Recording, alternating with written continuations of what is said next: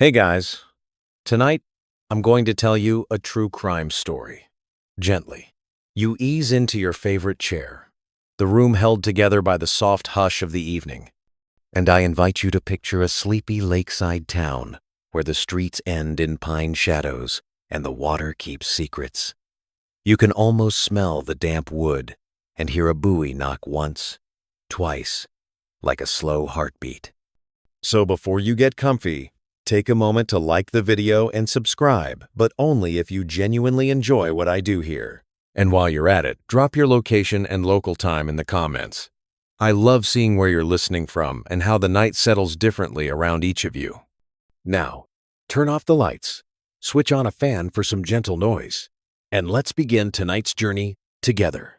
You walk the sidewalk that hugs the lake, your steps matching the low lap of black water against the rock wall.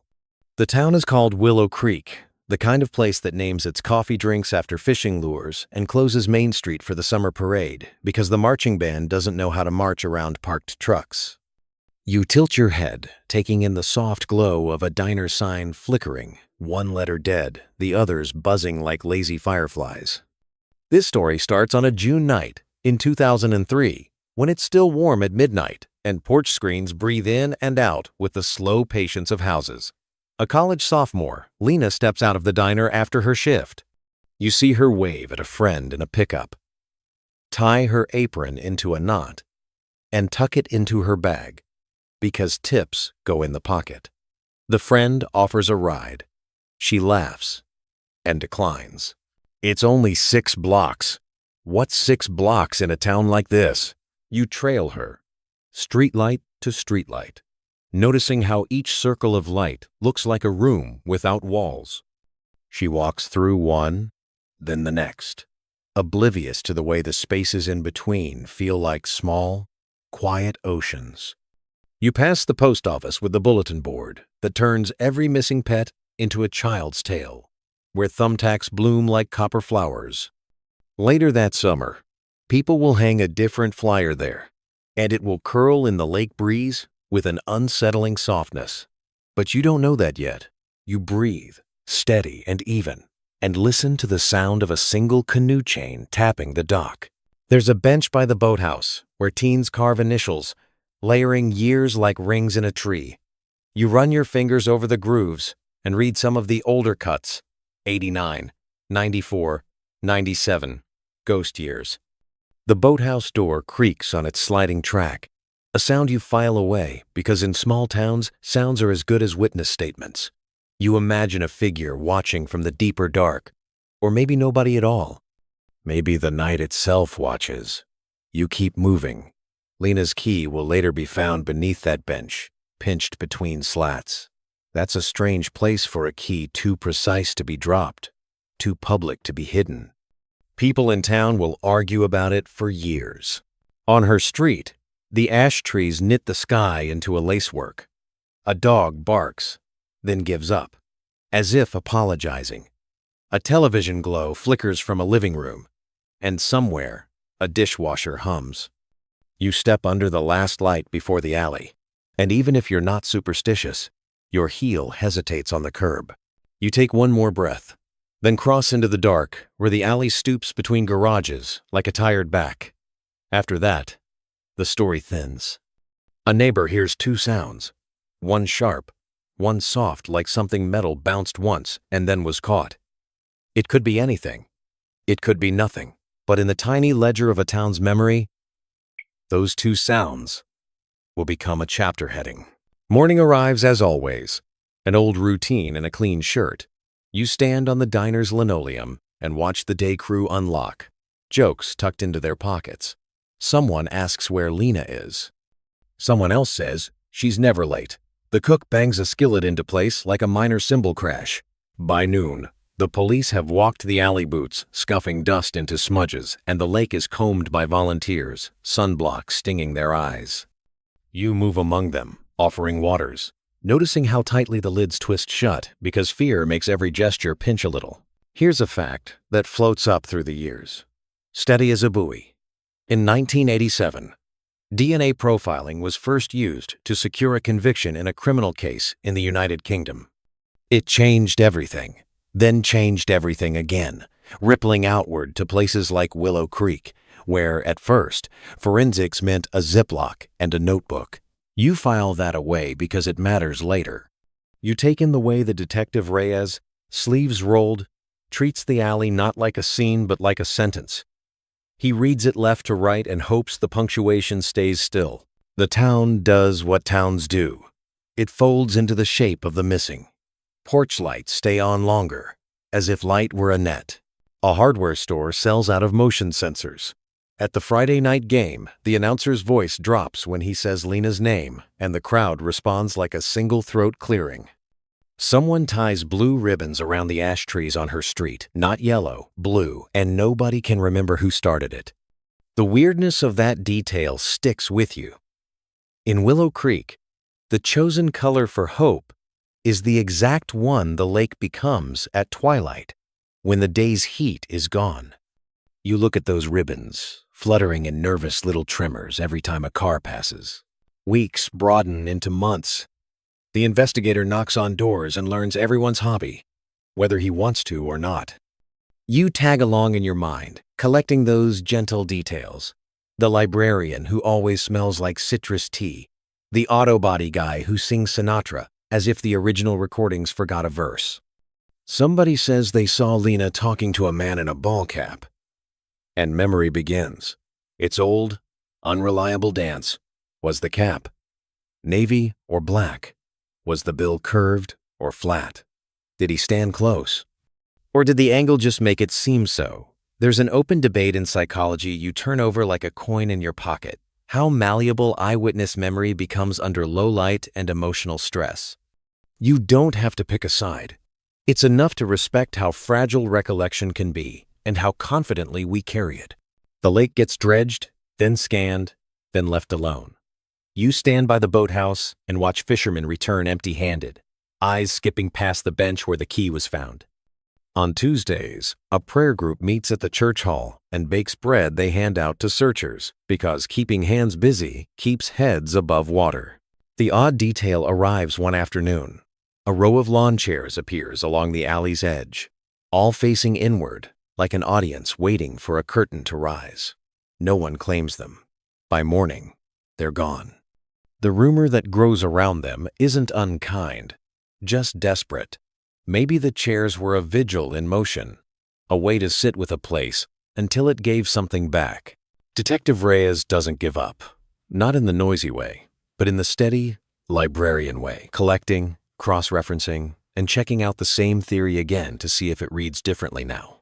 He learns the diner manager kept handwritten schedules in a desk calendar, not in the computer system that crashed that month. You stand over his shoulder as he turns those pages, the ink bleeding a little where someone dripped coffee. He marks a name you almost miss, a substitute dishwasher, temp help for 1 week only, coinciding with the days before Lena vanished. The pen circles it once, then twice. The name leads to an address that leads to another job 2 towns over. You picture the rhythm of years settling like dust. A new mayor gets sworn in with a speech about broadband. The ash trees get sick, and the town fights back with injections that make each plugged-in trunk look like a miracle. People marry, divorce, move, and return. The blue ribbons fade to a gray, the exact color of old newsprint. Then, in a winter so cold the lake's edge looks like cracked glass, someone calls in a tip that feels more like a dare. A storage unit, paid in cash, long ignored, now abandoned. You follow Reyes down the fluorescent hallway of units, numbers marching along like a code you can almost but not quite decipher. The metal door rolls up with the long sigh of a thing that knows better. Dust motes turn lazy in the beam of his flashlight. Inside, boxes, an old drill press, and a plastic tote marked kitchen. The smell is thrift store bland. Cardboard, oil, and a whisper of old leather. He unclips the tote. Inside are diner order pads, those thin fans of paper topped with carbonless receipts. The top one bears a name you recognize, an apron code, and a shift time. You feel a tremor of certainty, not loud enough to call triumph. You collect these small tremors. That's how cold stories warm. Vibration by vibration. As you watch, Reyes slides the order pads into a bag with a practiced, gentle economy. He doesn't say it, but you can tell he's thinking about the timeline tightening around a stranger's week in town, a name that was kept low like a stone underwater. Through the unit's narrow door, you glimpse a winter noon, the kind that casts no shadow. It makes everything look like an unfinished sketch. Back at the station, there's a photograph sitting under a paperweight, shaped like a trout. It's a staff picture of the diner, taken at the end of summer, with everyone squinting into the sun like the future's too bright. You lean in and search faces the way people search maps for towns they've never visited. Somewhere in there, a secret is trying to look ordinary. You feel the room's quiet resolve, the hum of an aging copier, and the slow build of a story that refuses to stay closed. When word leaks that the police are looking closely at someone, the town doesn't know what to do with its relief. People are hungry for an ending, but afraid of the kind they'll get. You hear it in checkout lines, in the hush that follows a name still spoken too carefully, as if the syllables might shatter if said loud. It's a strange thing. Hope keeps you warm, but it also makes you hold still. You keep listening to the lake, to the ash trees, to the bench by the boathouse that keeps its own lonely counsel. And in that listening, you can already sense it, the next sound that changes everything, the one that makes the paperweight lift and the picture slide, the one that moves this story from maybe to almost. You're still with me, right? Your breathing is even. Your shoulders have dropped an inch, and the night feels like it's holding your hand. The town is, too, in its way. It's ready for what comes next, ready for the past to step forward and take off its hat, to reveal a face that sparks the words, "I know you." Because an arrest is nearer now than it has ever been, and when it arrives, it won't just end a chapter, it will remake a place. You take another breath, and the lake answers. You stand in the doorway of the archive room while the fluorescent light warms up with that tiny, insect-like hum, and you feel the case breathe again. You're not rushing, your voice stays low and easy, as if you're unspooling a thread without letting it tangle. Detective Reyes slides the tote onto a metal table and invites the past to sit down. You watch gloved hands turn each grease-smudged diner slip like a page in an old diary. A margin doodle of a coffee cup, a subtotal circled twice, a comped slice of pie, birthday, no charge. You start to notice a rhythm in the handwriting. Blocky, neat. Then suddenly, for 1 week only, everything leans to the right, like the writer is walking while jotting. The temp dishwasher's week. You imagine him perched on a back step between rushes, scrawling down orders because the waitress was slammed, because in small places, everyone does everything, at least once. You keep breathing with the room. It helps the scene stay steady. Reyes doesn't say much. He lets the paper speak the way lake ice speaks, crack by delicate crack, until the message reaches the shoreline. And then a small thing. On one carbon copy, the impression of a name, not fully pressed through letters, shallow as eyelids. The name is Lena. You lean closer. There's a smear, like someone accidentally ran a thumb across half-wet ink, and in that smear, a partial. The lab can't promise miracles, but you've watched enough patient days to know patience is the miracle. On the shelf, a box labeled Lost and Found Diner catches your eye. Inside, someone kept a tiny jar of buttons, 2 hoop earrings that never matched, and a keychain that says, World's Okiest Cook. The past hoards like a magpie. You take comfort in that. You follow the chain of small favors that build toward breakage. A retired clerk who still answers his phone. A storage facility manager who drinks honey tea and remembers cash payments because the payer always brought exact change in an envelope with a blue dot sticker sealing the flap. Who uses blue dot stickers? You file that oddity next to the lawn chairs by the alley eccentricities that might be fingerprints in disguise.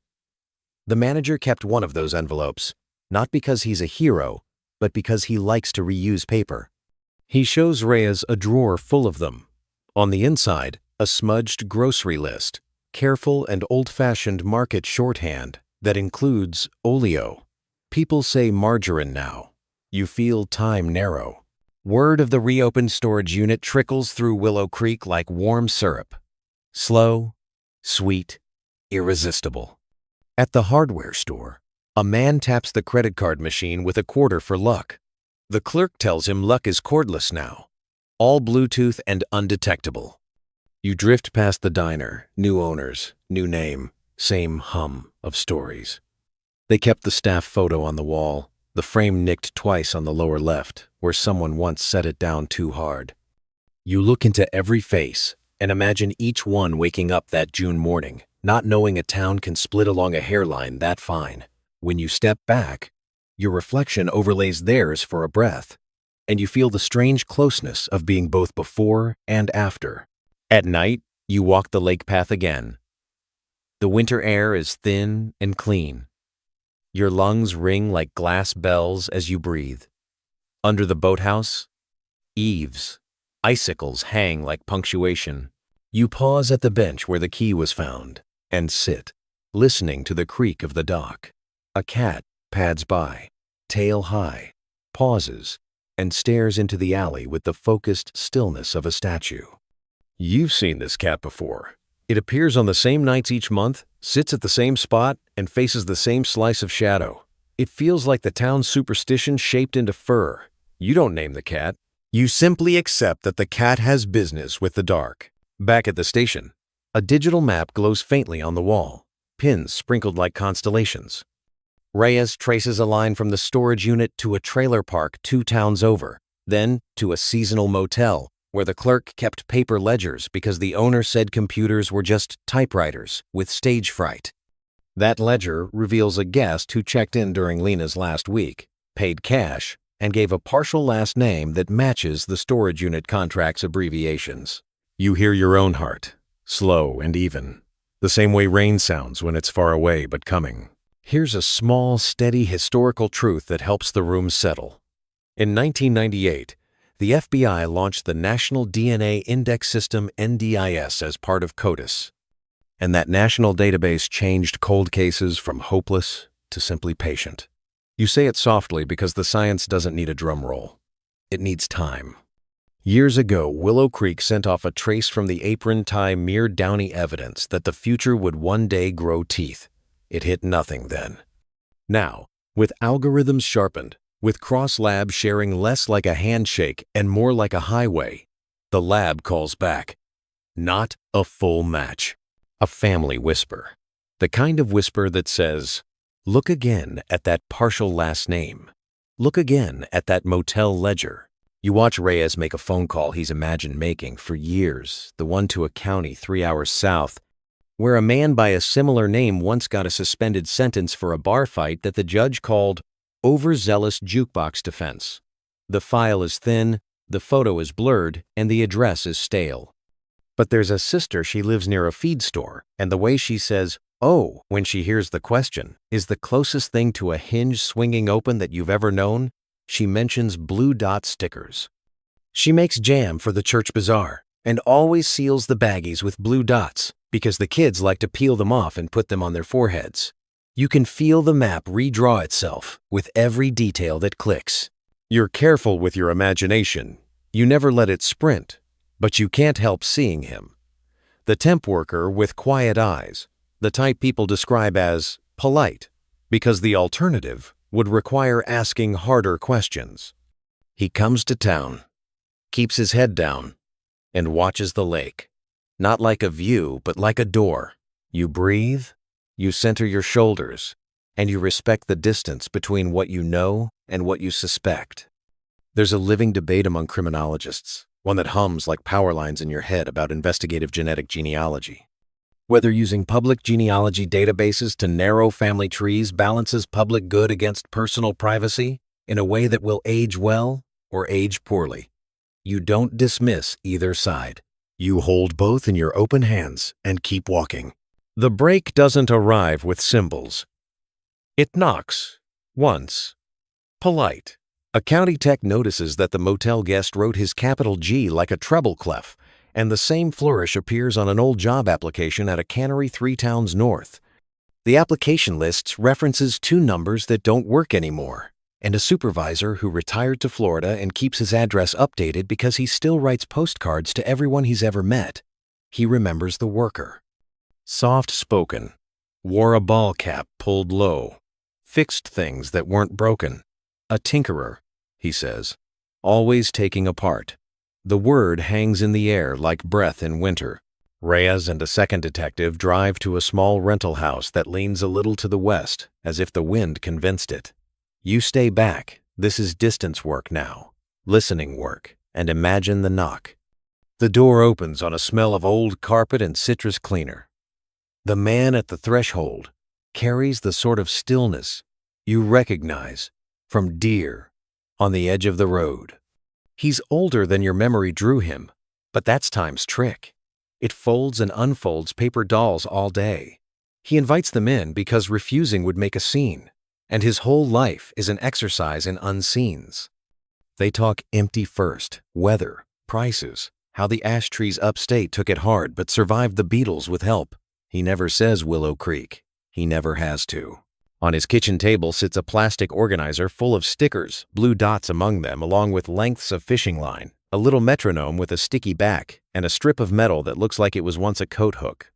Reyes asks about the metronome, and the man smiles so faintly the room has to lean in to notice. He says rhythm keeps you honest. You don't argue with that. You let the details sit with the lawn chairs, the cat, and the way small, odd things build a weather system around a bigger storm. He agrees to come down to the station, the way you agree to let someone borrow a book you were never going to finish. The interview room is painted the color of calm. You stand outside it in your mind, not intruding on words you aren't meant to hear, but feeling the current. The recorder light blinks steadily. He drinks water, like it's a job. They mention the storage unit. The tote. The order pads. The half-pressed name. The partial on the apron tie that points not to him, but to a sibling. He asks which sibling, and that small slip of pronoun lands like a leaf in a still pond quiet, definite ripples. He lists them old to young, and when he says the second name, he swallows like the word had rough bark. That sibling died in 2011. Car accident. Rain. No witnesses. You sit with that 7-letter word, died. It takes oxygen. It gives nothing back. How do you reconstruct wrongdoing when the hand you need is already dust? There's another open debate. You let sit in the room like a thoughtful guest. Whether communities find justice in the arrest of an adjacent person, one who helped, one who planned, one who held, and if that justice feels whole, when the direct actor is beyond reach. You don't resolve it now. The night is not for verdicts. The night is for careful stepping. The lab calls again. The partial familial whisper hums louder when touched against the underside of a soda can. Pulled from the storage unit oxidized. Ancient pop, but teeth sometimes leave their signatures where we think we're just passing through. The probabilities line up like disciplined soldiers. Not a victory, but enough to invite a question to step forward, wearing boots. Meanwhile, a neighbor remembers an odd thing from 2003. On the morning after Lena vanished, someone found a roll of painter's tape unspooling across the alley, like a ribbon from a dropped bouquet. It stuck to itself, looped, lifted, and settled. Except the first 2 feet were torn with care, not ripped. You tucked that away with the metronome, the stickers, the cats, and the chairs. Reyes walks the alley again. You at his elbow in spirit, the winter making everything crisp enough to break. He stops by a garage door with a dent at shin height that could have been there for 10 years or 10 minutes. The homeowner moved away, died, or left the property in probate. That's still a fight. A volunteer brings coffee, and even the steam rising from the cup seems like it wants to answer a question if only you knew how to ask it.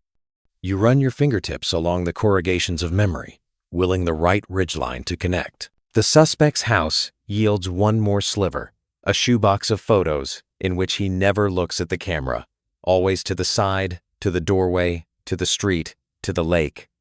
You remember something a forensic psychiatrist once said in an interview, that avoidance isn't guilt, but it can be a language. You don't translate it too fast. You keep the tone easy, as if talking a friend through a slow yoga pose. Soften your gaze, drop your jaw, and see more by seeing less. And in that softened seeing, you appreciate the weirdest detail yet. A prayer card tucked into the shoebox, Saint Unknown, and on the back, a single line written in that right-leaning hand, "Don't touch the keys." It could mean anything. It could mean everything. The announcement lands on a Tuesday morning, because Tuesdays are quiet, and facts like quiet. The chief reads it like measuring flour, an arrest accessory after the fact. Obstruction. Tampering. The phrase "probable cause" sits there like a hinge that finally remembers its job. The man in the ball cap, older now, slower walks out of his home, while the sky wears that between colors gray. You get right before snow. No sirens. No shouting. The town gasps in one breath, then holds it like a note. Every storefront television blinks the same footage on loop, and by evening, the lake looks like it is asking the shore for permission to freeze. You walk past the boathouse one more time as news trucks pack up. The bench is empty. The key memory shines in your mind, the way wet metal holds a lamplight. You lower yourself onto the wood, and the initials carved there, "Old Summers" pressed into grain, seem to warm under your palm. You can smell the iron tinge of weather rolling in. Somewhere, the metronome sticks to a new surface and ticks. Somewhere, blue dot stickers wait in a drawer, like coins in a fountain no one remembers visiting. Inside your chest, the pace stays gentle and conversational. You whisper to the water, to the ash trees, to the porch lights that have learned to outlast themselves. This isn't an ending yet. It's the sound a door makes the second before it opens. And you, still here, shoulders even softer now, feel the whole town rearrange around this new shape. People move through grocery aisles as if the floor decided to slope. In the diner, a waitress pours coffee to the rim and leaves it there, trusting your stillness not to ripple it over. Someone will argue about whether the arrest came too late or just on time, and someone else will counter with case law and patience. You don't need to referee. You just keep walking the path that traces the lake, letting the cold nip your cheeks awake, letting the night carry you a little, like a careful river. You know, in the next part, we have to step into the courtroom light, into the whisper of papers, into the way truth stretches or snaps under weight. For now, though, you count your steps, you match them to the lake's breath, and you listen for the softest new detail, a thing so small you could miss it if you forgot to relax. You wake before dawn, the town still sleeping under a gauze of frost. The light outside is faint, the kind that smudges edges and softens guilt. You pour coffee into a chipped mug and watch the steam rise, tracing lines that fade before they finish. The trial is months away, but already the air feels staged. People rehearse opinions at checkout counters, in barbershops, and in hushed kitchen corners. You're there for all of it, invisible but breathing. Willow Creek has become a gallery of half-remembered truths, each framed with careful speculation. When court begins, the hallway smells like paper and nerves. You drift beside Reyes as he adjusts his tie, though it's clear his mind isn't on appearances. The defendant sits with his lawyer, a man too polite to belong in this story, flipping a pen like a metronome. You notice that detail it hums against memory. Across the aisle, Lena's family fills a pew, holding photos like relics. Her mother's scarf is blue, the same faded hue as those ribbons that once hung from the ash trees. You think about how color remembers even when people forget. The prosecutor moves slowly, in a tone just above a whisper, describing evidence that sounds small on paper, but enormous in silence. The tote, the stickers, the keys. Each item, a faint heartbeat revived by patience. A forensic analyst explains how a partial profile matched a close relative, how mathematics can lean toward truth, but never promise it. A juror frowns, lost between sympathy and science. You hear the word probability repeat like a drumbeat. 1 inch, 1,000, 200. 1 inch, 3,000. Numbers that look steady until emotion tips them sideways.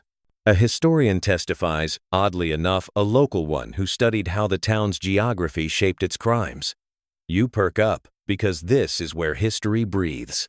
She mentions the old sawmill that dumped lime into the soil, altering how scent molecules linger. It's an obscure fact, yet somehow it explains why the alley's air carried confusion that night, why trained dogs circled then stopped. You savor that. One historical truth woven quietly into the fabric of mystery. Her voice trembles but never breaks.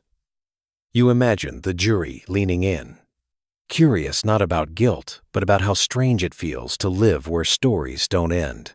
The defense presses the point of decay, how evidence slept too long, how time erodes edges. They talk about missing records, lost statements, and a detective, now retired, to Arizona. They suggest the key under the bench was planted, that the blue stickers were a coincidence, and that coincidence itself has better odds than conviction. You respect the rhythm of their logic. It's tidy, sterile, and persuasive. The courtroom becomes a pendulum, certainty on one side, mercy on the other, and everyone afraid to stop it from swinging. During a recess, you step outside. The cold wind off the lake finds every seam in your coat.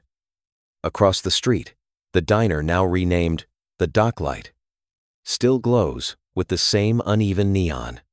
Inside, new staff move like ghosts, repeating old choreography. The waitress behind the counter hums a tune that's been in the jukebox since before you were born. You order coffee and sit at the corner booth, watching frost creep across the window like handwriting. Behind you, 2 locals murmur about the case. One says, "He looks too quiet to kill." The other answers, "So did half of history." You don't interrupt. You just sip and let the steam write invisible words in the air. Back in court, Reyes testifies with the steadiness of a man who has waited too long to rush. He recounts every small coincidence that stacked into something undeniable: the tote, the handwriting, the whisper of DNA. He admits mistakes and pauses where honesty should pause. You admire that. Truth doesn't shout. It breathes. The defense cross-examines, trying to make patience sound like obsession. It almost works until Reyes says softly, "Sometimes all that keeps a case alive is refusing to stop listening." The jury listens. In the closing arguments, the prosecutor holds up a photo, the diner staff framed in summer sun, faces half smiling.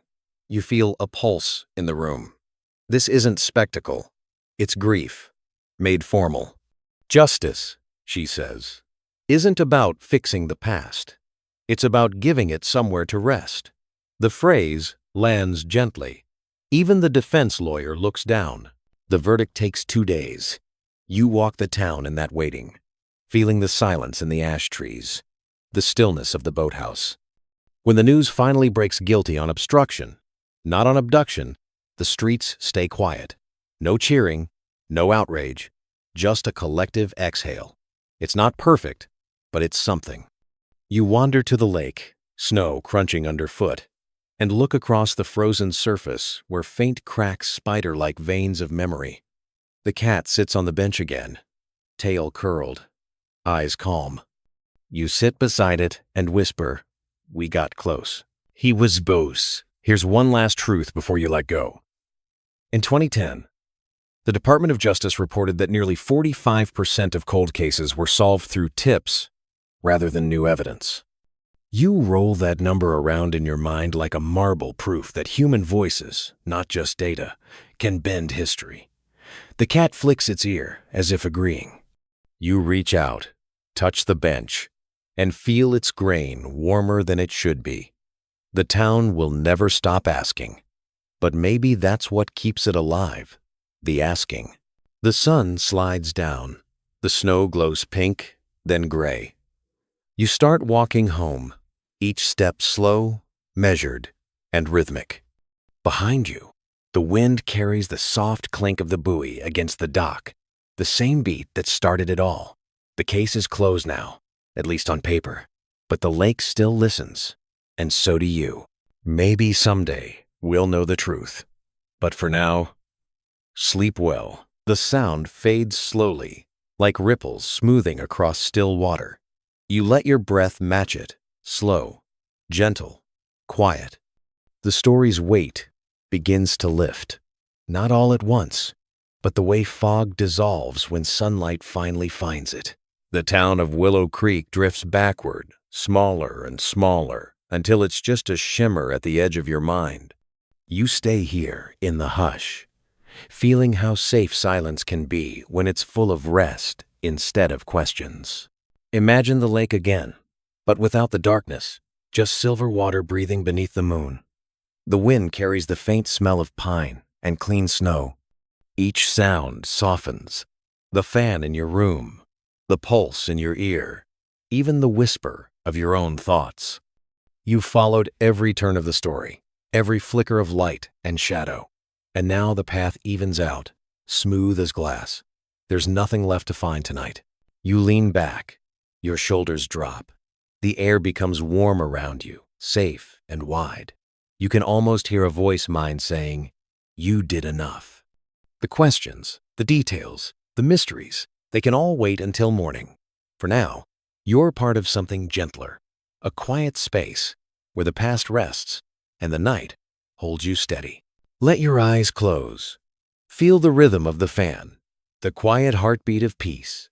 Somewhere out there, the lake lies calm again, reflecting only stars. You're not chasing ghosts anymore. You're drifting, light as breath. Let yourself fade with it. Maybe someday we'll know the truth. But for now, sleep well.